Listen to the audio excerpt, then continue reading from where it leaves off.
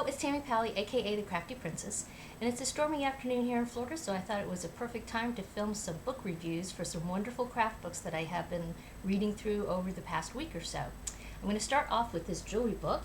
It's called Paper Jewelry, and the subtitle says 55 Projects for Recycling Paper.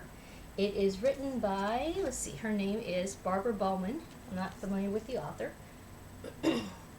And in the U.S., it retails for $34.99, though, of course, always check Amazon. The publisher is Schieffer, and you can see it's a pretty chunky book. I've got some little tabs in here for some of my favorite projects. But generally speaking, what she does is she takes items like discarded books, newspaper, anything that normally the paper would be thrown into the recycling bin. She turns it into jewelry, and you can see some good examples of it here on the cover. Let me open up a couple that I really liked. In fact, it was funny because when I saw this, I immediately thought of my sister who makes jewelry, and she likes to really use unique elements in her jewelry, very unusual, lots of found objects.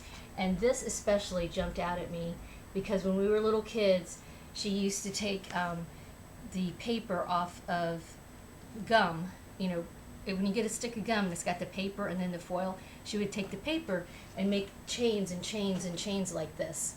And so this, immediately I thought of my sister Terry, who has the blog Tapping Flamingo. So that I thought was really cool. And in this one, basically the whole book is broken up into the following sections. Maps, which is what she used to make that paper chain, not gum wrappers, but you could use gum wrappers. Literary booklets, newspapers, candy wrappers, cardboards and cards, stationeries, magazines, paper products, paper string, napkins and kitchen paper, jigsaw puzzles, books and comics. So a lot of these are things that you would normally throw away. For example, maybe you had extra napkins. Obviously, if you've been used already, you're not going to use the napkins, but maybe you have a jigsaw puzzle or two that's missing some of the pieces and you really can't put it together. You could turn it into jewelry. So let's see. Let me look at show you some of the tabby things here that really struck me. This is on the cover too, but I love these little miniature books that she made. And let's see, another tabby. Here she used playing cards and obviously sliced them up and made them sort of into beads. And then finally, in the back, this is actually something that you've probably seen before. She uses magazines and actually makes beads. I've done this myself.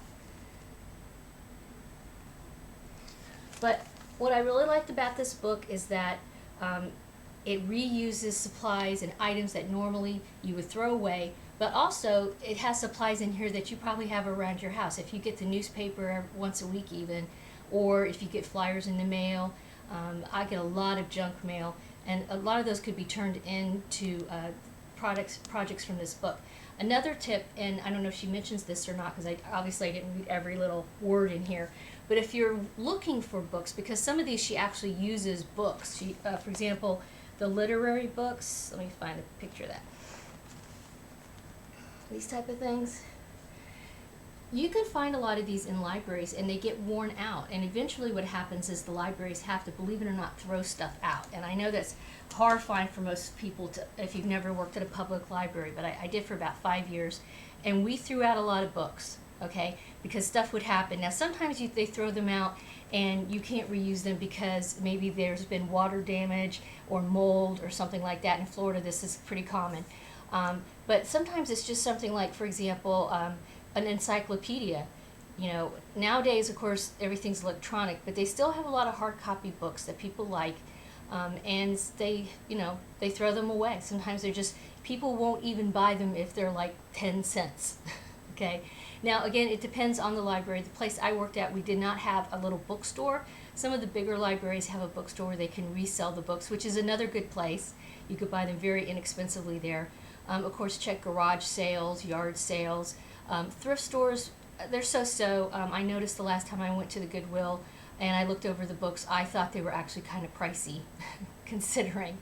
But if you're the type of person that likes to use found objects and want to try something different in your jewelry designing, I would definitely recommend the techniques in this book, Paper Jewelry.